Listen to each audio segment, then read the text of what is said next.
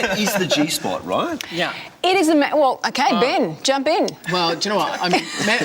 Jump right in on that prostate. Yeah. And I have done. I will again. What's quite funny, though, was that I didn't realise that it was the G-spot and that's supposed to be the pleasure, the sweet spot on the man for quite some time.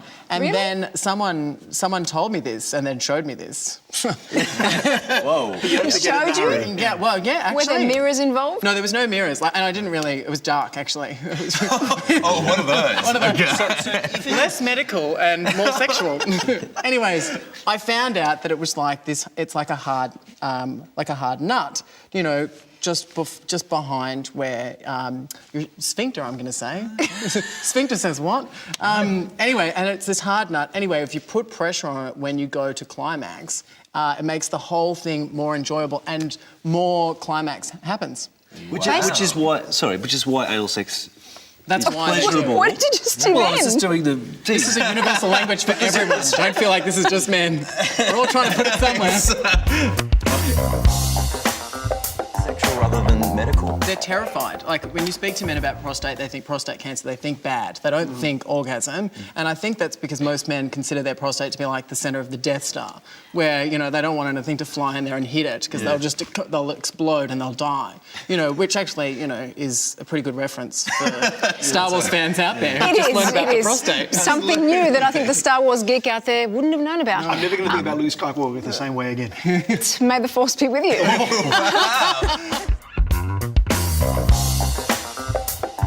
Ben Norris, what do you think about the 10-year contract?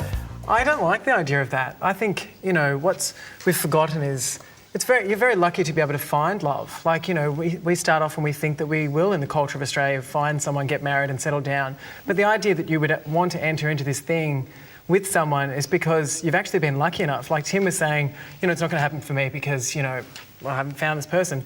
For me, I didn't think that I believed in marriage, and I thought it was an out-of-date tradition, but then I thought about family and what family means for me. And family is so important. My mother, she got married to my father. They got divorced, so marriage could be broken. But it was about family. Totally, and I completely hear that. But things change, people change. And as Tim was saying, we are living longer and our desires change, our attraction levels change.